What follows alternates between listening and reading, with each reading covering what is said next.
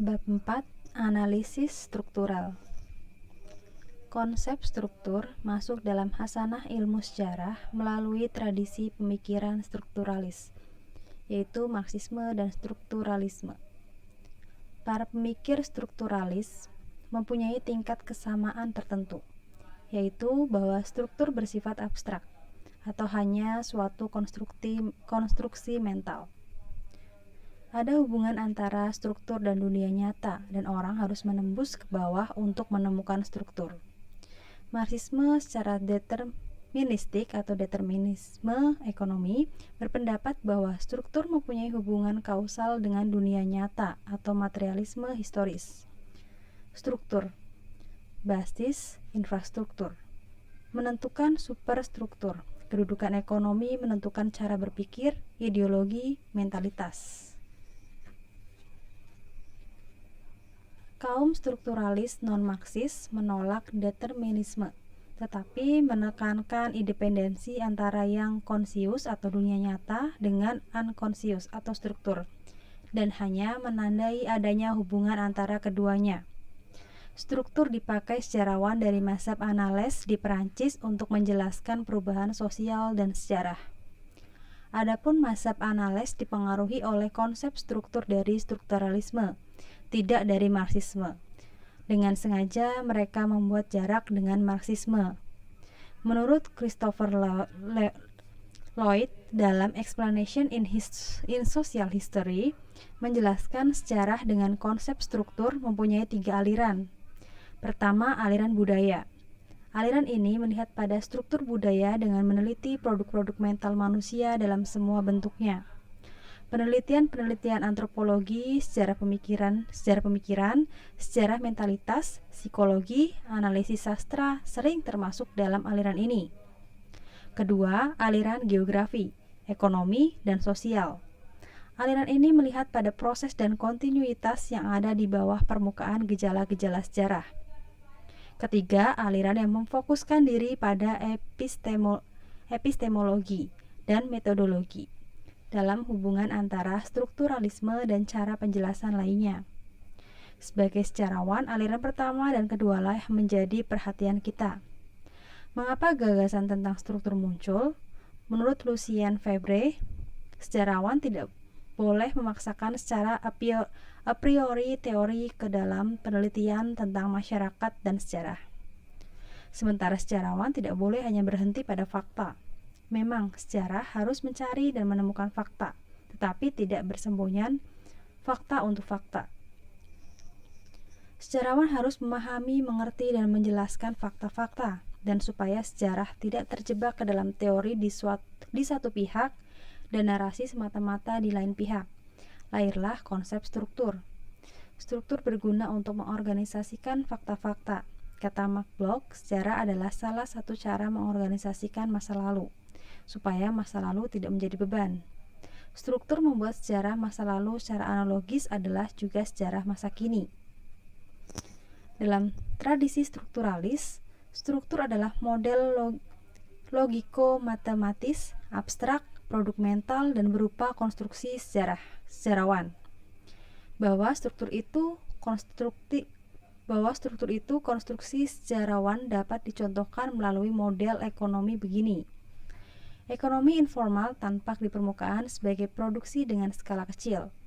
Ekonomi barter dan tukar-menukar lokal, ekonomi pasar nampak di permukaan sebagai produksi dan perdagangan. Toko kecil, bengkel, tukar-menukar internasional, pasar, dan bank. Ekonomi kapitalis nampak di permukaan sebagai perdagangan internasional, transaksi keuangan, dan monopoli besar. Bagi mazhab Annales yang dipengaruhi strukturalisme, struktur itu jangka panjang, berkelanjutan, dan berskala luas. Struktur itu bersifat geografis, ekonomis, sosial, dan budaya yang terletak di bawah gejala permukaan, seperti institusi politik, perang, dan perilaku perorangan. Fernand Braudel dari mazhab Annales adalah eksponen utama penganjur struktur setelah Febvre dan Bloch. Para pendiri mazhab Annales surut. Menurut Braudel, atau lihat juga bab 1, Waktu dalam sejarah dapat dibagi menjadi 3 tingkat kecepatan, yaitu long durée atau jangka panjang struktur, konjuktur atau konjuktur siklus, dan peristiwa l'histoire événementielle. Dalam Civilization dan Kapitalisme, Braudel menjelaskan perihal struktur. Skema pemikiran Braudel sebagaimana dapat kita baca dalam buku Fr. Anke Smith, Refleksi tentang Sejarah, pendapat-pendapat modern tentang filsafat sejarah itu begini. Yang pertama, jangka panjang, geografi, struktur. Kedua, jangka tengah, ekonomi, konjungtur. Ketiga, jangka pendek, politik, peristiwa. Di Prancis, selain Fernand Braudel dengan struktur material dalam The Mediterranean and the Mediterranean World in the Age of Philip II, ada Leroy Ladurie dengan The Peasants of Languedoc atau struktur sosial, dan Montello atau struktur budaya, serta Carnival in Romance atau struktur budaya. Pada bagian di bawah ini akan disampaikan 4 macam penjelasan struktur dalam historiografi Indonesia. Masing-masing adalah struktur budaya, struktur sosial, struktur politik, dan struktur material. Struktur budaya itu kita ambil dari simbolik realisme. Struktur-struktur sosial dan politik kita ambil dari strukturationism, dan struktur material dan ecological materialism. Struktur budaya. Konsep struktur budaya atau realisme simbolis ialah bahwa struktur simbolis yaitu sistem pemikiran, sikap bagaimana nampak dalam kata-kata, benda-benda, dan perilaku konvensional. Semua tindakan sosial harus dimengerti berdasarkan struktur simbolis itu. Struktur budaya diwakili oleh buku-buku Clifford Geertz, Mojokuto, yaitu dinamika sosial sebuah kota di Jawa, dan negara teater, kerajaan-kerajaan di Bali abad ke-19, buku Taufik Abdullah, Islam dan Masyarakat, Pantulan Sejarah Indonesia, buku Ibrahim Alfian, Perang di Jalan Allah, Perang Aceh 1873-1912, dan buku Brian May, The Indonesian Tragedy. Clifford Geertz, Mojokuto, dinamika sosial sebuah kota di Jawa. Dalam buku ini, terjemahan Indonesia itu ada pengantar dari Amri Marzali yang memudahkan kita untuk memahami metodologi Geertz, terutama tentang struktur budaya. Geertz menyebutnya paradigma budaya. Kata Marzali, perhatian utamanya ialah pada kategori kultural. Ia ingin melihat bagaimana kriteria kultural atau makna, simbol, nilai, pandangan dunia, etos, dan sebagainya bekerja mengorganisasikan kehidupan umum di Mojokuto, sehingga terbentuk pengelompokan kultural yang disebutnya paradigma kultural. Buku yang terdiri 6 bab ini dimulai dengan perubahan-perubahan sosial yang disebabkan oleh datangnya ekonomi modern atau industri gula yang padat modal yang dikuasai Belanda dengan ekonomi substansi orang Jawa. Bab 1 yaitu tentang masyarakat yang terempas. Sudah revolusi, timbul kecewaan karena janji dan harapan kemerdekaan tidak terwujud.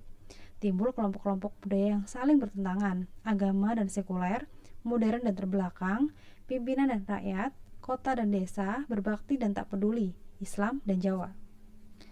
Bab 2 latar belakang, memberi uraian tentang lokasi, lingkungan sosial, dan ekologi pedesaan dan perkotaan Mojokuto. Pada bab 3 perkembangan pedesaan, ada uraian tentang pertemuan antara ekonomi komersial, tebu, kopi, sagu, singkong, teh, dengan ekonomi tradisional, yaitu tingginya pertumbuhan penduduk, tidak adanya jiwa kapitalis, intensifikasi pertanian. Dualisme itu menyebabkan perkembangan yang statis atau terhenti. Bab 4 yaitu perkembangan kota, mengutarakan pembagian ekologis kota, yaitu bangunan, sawah basah, tanah kering, hutan. Sedangkan pada bab 5 sudah revolusi Mojokuto 1953 sampai 1954. Yang paling menarik ialah uraian tentang kelompok-kelompok sosial budaya, priai baru, intelektual Islam pembaharu, priai lama, intelektual Islam konservatif, abangan kampung, santri kampung, pimpinan desa abangan, pimpinan desa santri, orang desa abangan, dan orang desa santri. Kelompok-kelompok itu kemudian terbelah ke dalam Jawa, yaitu priayi, abangan, dan Islam, yaitu santri. Yang politis dan tidak politis, elit dan massa, orang kota dan orang desa, modern dan tradisional. Bab 6 yaitu penutup, membuktikan paradigma, membuktikan berlakunya paradigma kultural melalui pemilihan kepala desa di desa Sumbersari. Kategori-kategori sosial budaya yang dibuat Geertz atau bab 5 mengerucut dalam kategori budaya, yaitu gagasan, usaha mencari makna dan meluruskan segala sesuatu. Dalam pandangan Geertz, kategori budaya atau paradigma budaya yang dalam bab ini kita sebut struktur budaya, itulah yang menentukan tindakan sosial warga Sumbersari. Clifford Geertz, Negara Teater, Kerajaan-Kerajaan di Bali abad ke-19. Buku yang terdiri dari 4 bab ini mengumpamakan perpolitikan di Bali abad ke-19 sebagai panggung sandiwara. Ada teks di bab 1, definisi politis, sumber-sumber tatanan, ada pemeran, bab 2, anatomi politis, organisasi internal kelas berkuasa, bab 3, anatomi politis, desa dan negara, dan ada acting. Bab 4, pernyataan politis, yaitu pertunjukan dan upacara.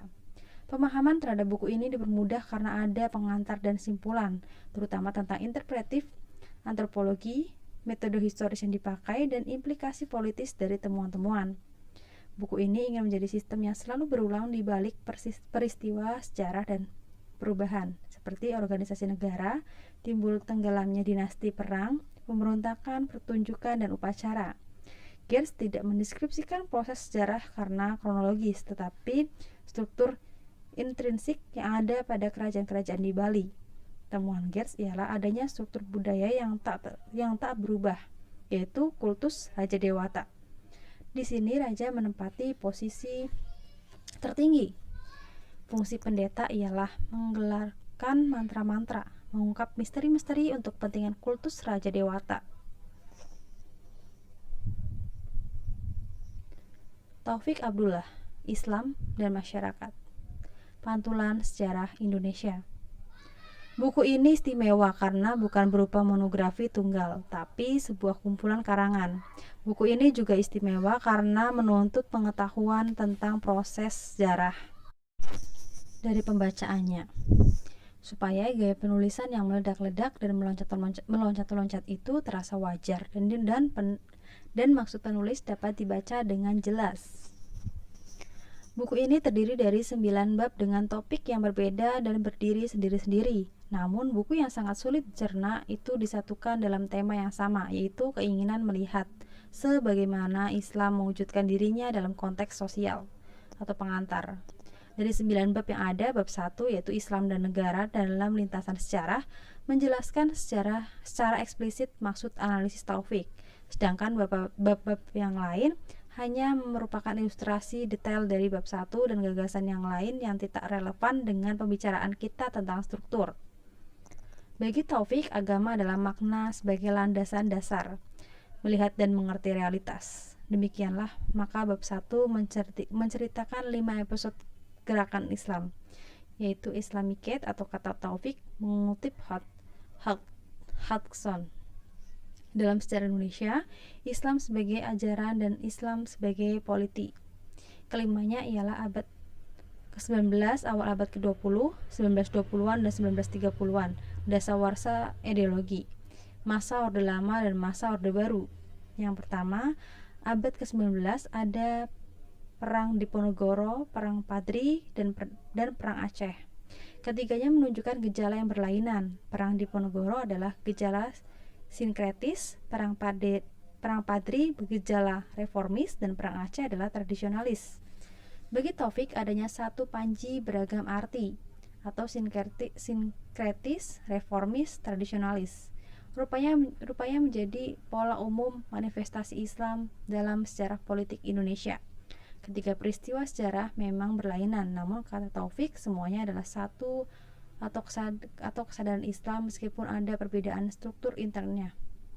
Ketiganya juga bersifat lokal dan etnis, dan struktur intern itu juga dapat berubah-ubah sesuai tempat, waktu, dan sejarah. Atribut sinkretis, reformis, dan tradisionalis ditandai dengan tanda kurung. Bagi struktur intern tersebut adalah interpretasi kita atas teks menguntungkan atau merugikan tidak dari Taufik sendiri. Yang kedua, awal abad ke-20, struktur intern. Itu bertambah dengan sifat kota dan nasional. Pada awal-awal abad ke-20 timbul gerakan kata Budi Utomo atau sinkretis dan gerakan nasional SI atau tradisionalis.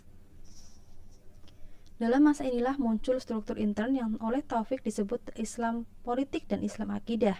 Ya, dalam pandangan nilai Islam keduanya adalah amar ma'ruf nahi munkar. Yang ketiga, dasawarsa ideologi 1920-an sampai 1930-an. Muncul gerakan-gerakan politik nasionalis yaitu PNI atau sinkretis, Permi atau reformis, dan PSII atau tradisionalis. Selain itu, struktur intern juga terbagi dalam gerakan kultural atau Muhammadiyah, NU, Persis, dan partai-partai politik yang menekankan dengan ideologi-ideologi gerakan struktural. Yang keempat, masa Orde Lama. Ada gerakan nasional ideologis PNI plus PSI atau sinkretis, Masjumi atau reformis, NU atau tradisionalis plus kultural. Yang kelima, masa Orde Baru. Ada gerakan nasional ideologis yaitu Golkar atau sinkretis dan partai-partai Islam atau tradisionalis. Dengan bervariasi atau lokal, etnis, kota, nasional, ideologi, kultural. Struktur intern atau sinkretis, reformis, tradisionalis itu selalu mewujudkan diri dalam sejarah. Di bagian bawah terdapat landasan struktur intern yang oleh Taufik sendiri disebut dengan struktur keniscayaan. Struktur keniscayaan ini dapat terjadi karena 3 alasan: teologis, historis, dan sosiologis. Pertama, nilai Islam tentang kesatuan negara dan masyarakat. Semuanya diyakini dengan wujud politik. Kedua, umat merupakan dasar integrasi nasional. Dan ketiga, umat adalah mayoritas bangsa ini. Struktur keniscayaan itulah yang kita sebut dengan struktur budaya. Dan asas tunggal Pancasila adalah usaha memperteguh struktur keniscayaan itu karena semua struktur intern mewakili di dalamnya. Ibrahim Alfian, Perang di Jalan Allah, Perang Aceh 1873 sampai 1912. Ulasan kita mengenai buku yang penuh detail ini singkat saja. Alasan utama mengelompokkan Perang Aceh ke dalam struktur budaya ialah karena adanya ideologi keagamaan. Pasukan-pasukan Aceh selalu mengumandangkan kalimat La ilaha illallah. Adanya literatur keagamaan, hikayat perang Sabil. Dan dibaginya wilayah menjadi 2, yaitu Darul Islam atau tempat tinggal orang Islam dan Darul Harb atau wilayah perang. Sementara tujuan perang ialah mengusir orang kafir. Perang ini adalah jihad fisabilillah. Semuanya menunjukkan bahwa perang Aceh termasuk dalam perang agama bagi orang Aceh. Meskipun ada banyak periodisasi, sebenarnya perang Aceh tidak dapat dibagi-bagi ke dalam periode-periode. Perang Aceh dapat dibagi dalam beberapa fase. Periode pertama yaitu 1873 sampai 1875 disebut masa bertahan. Periode kedua, Perang Rakyat 1876 sampai 1896 dipimpin oleh para ulele balang dan ulama. Perang inilah yang paling panjang dan paling berdarah. Terjadilah benar-benar perang di jalan Allah dengan ideologi perang Sabil. Perang pun menjadi sakral dan tidak sekedar menyambung nyawa. Rakyat ingin mati syahid melawan orang kafir. Demikian menurut Taufik Abdullah yang memberi pengantar buku ini. Periode ketiga 1896 sampai 1903 diakhiri dengan menyerahnya tuanku Muhammad Daud Shah pada 1903. Kemudian periode keempat ialah perlawanan di Aceh Besar 1903 sampai 1912, di Pidi 1902 sampai 1913, dan di Aceh Tengah dan Tenggara 1903 sampai 1912, dan di Aceh Barat 1903 sampai 1912. Dalam teori ilmu sosial, kesiapan orang Aceh dalam menghadapi perang Aceh disebabkan oleh adanya struktural conductiveness dan struktural strain. Orang-orang Aceh yang sangat taat beragama merasa terancam oleh kehadiran orang-orang kafir di perairan Singapura. Ternyata kemudian pada 1873 Belanda memaklumkan perang. Brian May, The Indonesian Tragedy. buku karya seorang jurnalis ini, unit sejarahnya meliputi seluruh Indonesia. Materinya terbagi ke dalam 3 bagian dan 13 bab. Bab pertama, The End of the Old Order, dan bab 2, The New Order. Sebagian diambil dari Asset History, sebagian dari berita-berita surat kabar atau peran USA, dan sebagian dari Rumors atau keris pelet perdukunan. Baru dalam bagian 3 yaitu The Seki Bastion dapat kita baca dengan jelas penjelasan sejarah yang dimaksudkannya. Dalam bagian 3 ada 3 bab, The Cultural Barrier, The Spirit World, dan The Missing Entrepreneur.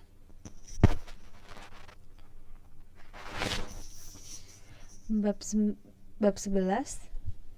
The Development Myth, The Western Solution, Static Expansion, The Risk Delbase, dan The Pre-Capitalist Mentality.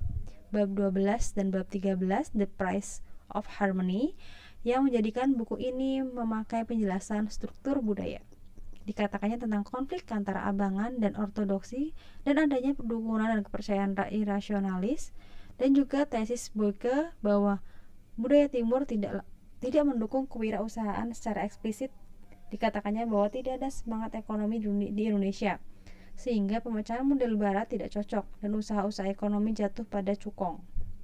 Kalau tidak ada perubahan radikal pada budaya timur ini, Indonesia masih akan tetap mengalami tragedi. Struktur sosial. Di sini kita akan memakai Strukturalisme berpendapat bahwa struktur merujuk ke sejumlah aturan dalam sistem sosial yang dilembagakan. Struktur adalah sekaligus sarana dan hasil dari praktik-praktik terorganisasikan yang berulang secara terus-menerus. Untuk strukturalisme ini akan kita lengkapi dengan ideal type Weberian atau patrimonialisme.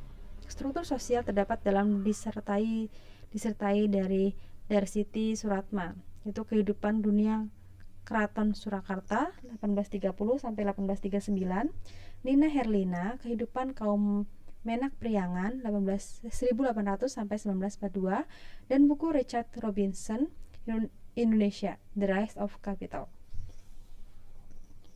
Darsiti Suratman, kehidupan dunia Keraton Surakarta 1830 sampai 1939. Disertai yang ditulis berdasarkan sejarah kehidupan sebagaimana buku-buku Nobet Elias dan Johan Huizinga ini memakai struktur sosial sebagai penjelasan sejarah, yaitu otoritas tradisional yang secara spesifik disebut patrimonialisme. Patrimonialisme bertumpu pada kekuasaan personal, dengan perangkat militer dan penguasaan telah sepenuhnya berada di tangan penguasa. Demikianlah Raja-Raja Surakarta menggunakan patrimonialisme, meskipun kekuasaannya semakin menyurut karena perjanjian-perjanjian dan reformasi atas tanah yang dipaksakan oleh Belanda. Stratifikasi upacara dan tata krama semuanya berpuncak pada raja sebagai penguasa. Bagi raja ada gelar-gelar yang meluhur dan membuat wewenang raja. Dalam stratifikasi dari raja berturut-turut ada sentana atau bangsawan dan abdi dalam atau priayi. Bangsawan dan priayi dibagi secara bertingkat-tingkat, termasuk hak-hak dan kewajiban-kewajiban. Misalnya hak atas warna payung dan kewajiban seba atau menghadap raja.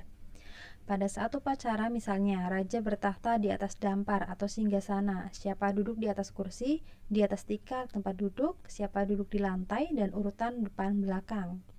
Tata krama mengatur masing-masing, yaitu raja, bangsawan, priayi, banyaknya sembah atau menyembah, disembah, bahasa kedaton, bahasa khusus di lingkungan keraton, dan aturan memakai pakaian kuluk atau topi baju kain. Selain itu ada larangan macam-macam bagi kaula atau rakyat. Nina Herlina, kehidupan kaum Menak Priangan 1800 sampai 1942. Disertai ini menyebut struktur politik Priangan sesuai tipologi Max Weber, mendekati birokrasi patrimonial. Pemerintah Hindia Belanda yang umumnya memakai otoritas legal rasional di negeri jajahan, tetapi khusus di Priangan Belanda berkuasa dengan sistem patrimonialisme. Dengan demikian disebutkan dalam dalam disertai bahwa ada dualisme yang berkenan dengan kedudukan upati. Seperti diketahui, dalam sistem legal rasional, upati adalah staf administratif, yaitu gaji, tunjangan, dan persenan kopi. Sedangkan dalam sistem patrimonial, bupati adalah retainer atau kelas negara. Meskipun disertai ini melihat bupati lebih sebagai staf administrasi dalam birokrasi legal rasional. Tetapi jika kita menganggap kaum menak priangan adalah retainer, dalam patrimonialisme, segala keistimewaan mereka di bawah ini akan dapat lebih dipahami. Keistimewaan itu ialah rekrutmen yang selalu dari elit tradisional atau kaum menak, pewaris jabatan yang turun-menurun, dan sistem simbol yang dimiliki para menak. Sistem simbol itu berupa gaya hidup yang tersendiri, yaitu gelar dan nama, tempat tinggal, tata krama, bahasa, pusaka, upacara-upacara, pendidikan, perkawinan atau konkubinasi, kesenian, rekreasi, makanan, dan keagamaan, serta kepercayaan. Richard Robinson, Indonesia, The Rise of Capital. Buku yang menganalisis perkembangan sosial, politik, dan ekonomi selama Orde Baru ini dimulai dengan pertimbangan bahwa bukannya komunisme yang merupakan kekuatan revolusioner di dunia ketiga, tetapi kapitalisme. Untuk Indonesia, kapitalisme sudah berjalan sejak masa kolonial bersamaan dengan transisi dari patrimonialisme ke pemerintahan legal rasional. Pemerintahan pasca kolonial gagal dalam menumbuhkan kapitalisme swasta domestik 1949 sampai 1957 dan menggantinya dengan usaha-usaha negara atau 1958 sampai 1965. Bagian pertama, The Historical Context and Capitalism to 1965. Apa bentuk pemerintahan selanjutnya selama Orde Baru dari Indonesia untuk mendorong tumbuhnya kapitalisme domestik? Robinson mencoba menganalisis struktur sosial Orde Baru yang menjadi landasan dari tumbuhnya kapitalisme, yaitu bureaucratic polity atau technocratic state, yang dengan menggunakan konsep Max Weber akan disebut neopatrimonialisme. Dalam bagian 2 atau Capital and State Policy under the New Order, dikemukakan kebijakan-kebijakan ekonomi pemerintah pada 1965 sampai 1975 dan 1974 atau 75 sampai 1981 atau 82 yang berusaha mengaitkan kapitalisme domestik dengan kapitalisme internasional. Baru dalam bagian 4, The Nature of Domestic Capital, oleh Robinson diperlihatkan bentuk-bentuk usaha yang dimunculkan oleh kebijakan ekonomi Orde Baru, yaitu usaha-usaha negara atau Bulog, Pertamina, bisnis militer, Inkopat, Inkopal, Inkopau, Inkopak, dan bisnis orang Cina atau angka berbeda-beda 7,5%, 27%, atau 65,5% dari penanaman modal dalam negeri atau PMDN. Sejumlah usaha berjuasi nasional juga muncul seperti grup-grup bisnis Sudarpo dan Hamengkubuwono, grup-grup bisnis politiko birokrat atau seperti grup Cendana, dan grup-grup bisnis para klien swasta atau seperti Sukamdani. Struktur material. Kita akan menggunakan materialisme ekologis. Materialisme ekologis atau materialisme historis meletakkan basis kekuatan perkembangan sosial pada daratan material dari masyarakat. Ada ekologi konseptual atau pedesaan, perkotaan, kota besar, metropolis. Ada ekologi aktual atau gunung, laut, tegal, sawah, ladang. Ekologi yang kita maksud di bawah adalah aktual dan konkret. Sama konkretnya seperti tulang bagi anjing atau dog's feet. Anjing tidak akan menggigit tulang. Konseptual yang abstrak tapi tulang aktual yang konkret. Struktur material ini diawali buku Kunto Wijoyo atau Perubahan Sosial dan Masyarakat Agraris, Madura, 1850 sampai 1940. Kunto Wijoyo, Perubahan Sosial dalam Masyarakat Agraris Madura, 1850 sampai 1940. Buku ini terdiri dari 7 bab, termasuk pendahuluan dan simpulan. Dikatakannya dalam bab 1 untuk pendahuluan, buku ini mengikuti konsep Hobbes I tentang History of Society atau sejarah masyarakat, bukan sekedar sejarah sosial, dan ilmu sosial harus mempunyai orientasi struktural fungsionalis dalam menangani permasalahannya. Dengan demikian, buku ini dapat mengklaim sesuai Lloyd sebagai scientific history. Ecological materialisme nampak dalam semua bab. 7 bab ditambah catatan akhir, terutama dalam bab 2. Ekologi Tegal terdapat di Madura, sawah di Jawa, dan ladang di luar Jawa. Dari segi geologis, tanah Madura terdiri dari sedimentasi kapur, lapisan napal, campuran aluvium sungai, dan campuran aluvium laut dan kolivium. Curah hujan rendah, sungai kecil. Tanah terdiri dari ladang kering atau tegal, sawah tadah hujan, dan sawah dengan tegal sebagai ciri utama. Tanaman budidaya berturut-turut adalah jagung, singkong, dan padi yang ditanam di sekitar rumah masing-masing. Selain itu ada siwalan, tembakau, serta tebu atau oleh pacar, dan tanaman buah-buahan seperti mangga. Pada awal abad ke-20, hutan-hutan habis ditebang. Tegal mempengaruhi pembentukan desa atau scattered village. Masyarakat tidak ada kerja kolektif untuk pengairan. Kepemimpinan atau pemimpin lokal, kiai, lebih berpengaruh ketimbang birokrasi. Komunikasi atau setiap rumah ada surau sehingga orang hanya ketemu seminggu sekali di masjid desa. Psikologi sosial atau tingginya solidaritas keluarga, rendahnya solidaritas sosial. Psikologi individual atau tingginya percaya diri.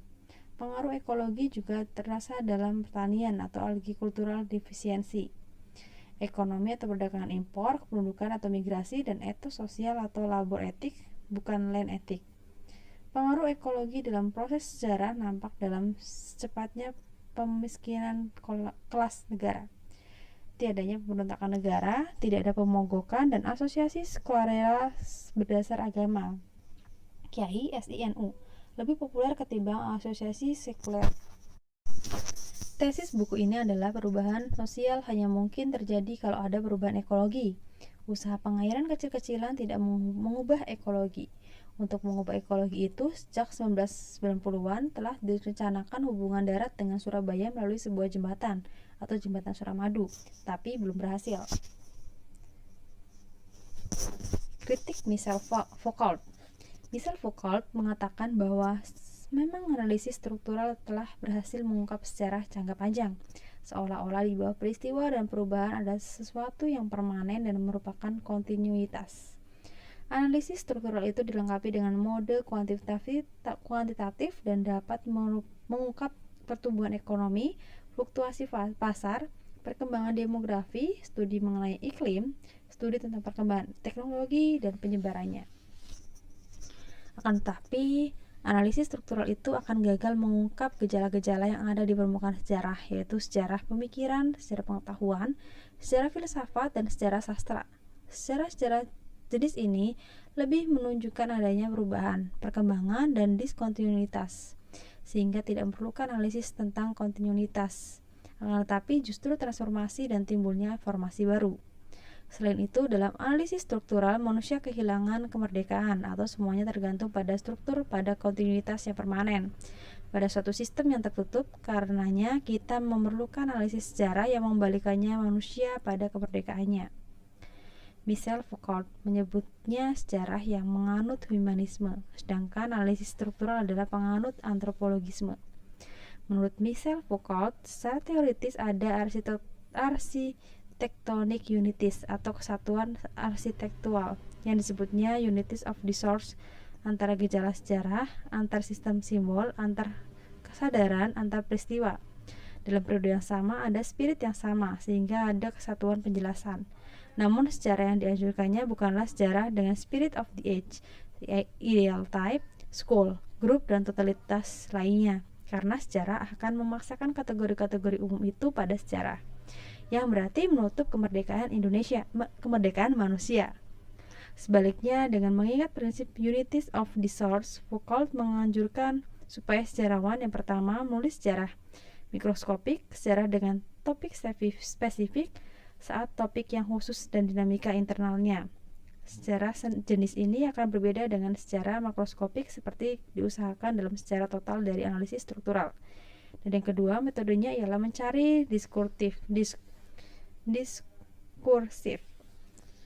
atau discourse tulisan yang membicarakan sejarah dari satu waktu ke waktu berikutnya, rentetan seri, pembicaraan sekitar transformasi, pembaruan, terbentuknya cara berpikir baru, evolusi dan perkembangan, perubahan dan pemekaran.